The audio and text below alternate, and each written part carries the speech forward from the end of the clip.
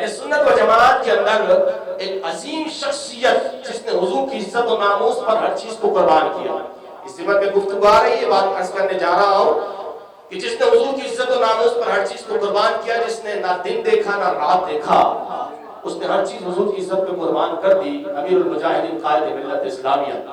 اگر آج اس کا نعرہ لگ رہا ہے تو بات مطلب لوگوں کے پیٹ میں درد ہو رہا ہے کہ یہ چیز نعرہ کیوں لگ رہا ہے، یہ نعرہ کیوں لگ رہا ہے. میں نے کہا آپ قرآن کریم کی آیت آپ نے نہیں پڑھی، وَرَفَعْنَا لَكَ ذِكْرَكَ، حبیب ہم نے آپ کی خاطر آپ کی ذکر کو بلند کر دیا. جو حضور کا ذکر کرتا ہے وہ اس کا ذکر کو بلند فرما دیتا ہے. حضور کا ذکر تو بلند ہے.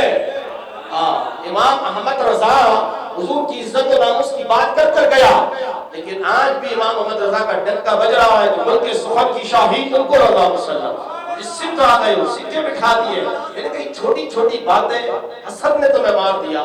اہل سنت و جماعت کا اتنا بڑا کام کر کے وہ شخص چلا گیا، آج تمہیں اس کا نعرہ ہضم نہیں ہو رہا، تمہیں حسد مار رہا. ہمیں اہل سنت کے لوگوں کو حسد مار رہا. اللہ کے مطلب آپ اہل سنت و جماعت کے اندر آپ کا کسی سے بھی اختلاف، لیکن جہاں سنیت کی بات آئے اور جہاں کی بات ہے وہاں کھڑے ہونا چاہیے. آپ اظہار کریں اس چیز کا.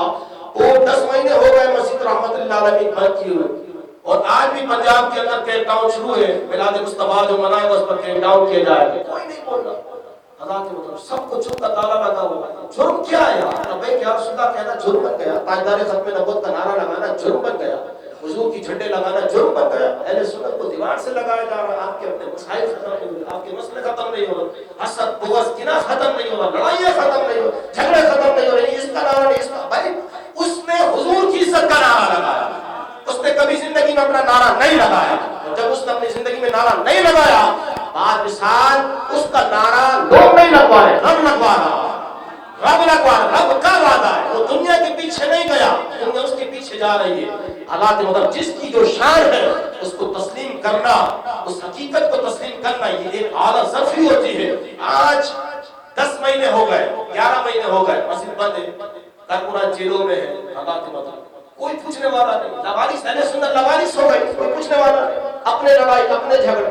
آواز اٹھاؤ، اللہ کے مطلب آواز اٹھاؤ، بلند کرو اپنی آواز کو کہ بھائی یہ ظلم کب تک ہے کہ کوئی جھنڈا لگائے، تاجدار ختم نبوت کا نعرہ لگائے، لبیک یا رسول اللہ کا نعرہ لگائے، تو آپ اس کو اٹھا کے جیلوں میں بند کریں، کریک ڈاؤن کریں. تمہارے باپ کا ملک ہے، یہ تمہاری بدماشی ہے، غنڈہ گردیاں ہیں، کوئی کچھ بولنے والا نہیں ہے. اللہ کے مطلب جو حضور کا نعرہ لگائے گا تاجدار ختم، ہم کھڑے ہیں اس کے ساتھ. سیاسی اختلاف ہو سکتا ہے، منشور اختلاف ہو سکتا ہے، دائمی اختلافات ہر گھر میں ہو سکتے ہیں، لیکن اس اختلافات کو انتشار کی شکل نہیں دینا. اللہ کے مطلب آج اہل سنت و جماعت کو کھڑا ہونا چاہیے. یاد رکھنا ورنہ یہ بہت بڑا وبال ہے، بہت بڑا طوفان ہے، تمہیں دیوار سے لگایا جا رہا ہے. ہم اکثریت میں ہیں، تم اکثریت میں کہو بھائی. آپ پوری اہل سنت و جماعت کی ترجمانی کرنے والا وہ بابا چلا گیا، اس کی مسجد بند پڑی ہے. آج سنی نکلیں گے جلوس لے کر. اللہ کے مطلب یہ جھنڈوڑ لو. بتانا چاہ رہا ہوں جن کے پاس داد ہم تو بزدل تھے نا، تم بہادر ہو نا، تم کیوں خاموش بیٹھے ہو؟ اب تم آؤ نا میدان عمل میں، آؤ نا، تم باتیں کرو. پاور تمہارے پاس ہے، اختیارات تمہارے پاس ہے. نہیں نہیں نہیں نہیں، تمہیں سازش تھی نا. ہم نے پہلے ہی کہا تھا حضرات یہ بہت بڑی سازش ہے دیوار سے لگانے کی. اس کو آپ سمجھیے. اب سمجھ میں آیا ہوگا، چلو آیا، لیکن دیر سے آیا. لیکن اللہ کے مطلب کھڑا ہونا چاہیے، اہل سنت جماعت کو کھڑا ہونا چاہیے اور اس پر آواز کو بلند کرنا چاہیے، کیونکہ حضور کا میلاد اہل سنت و جماعت بڑی شان سے مناتے ہیں.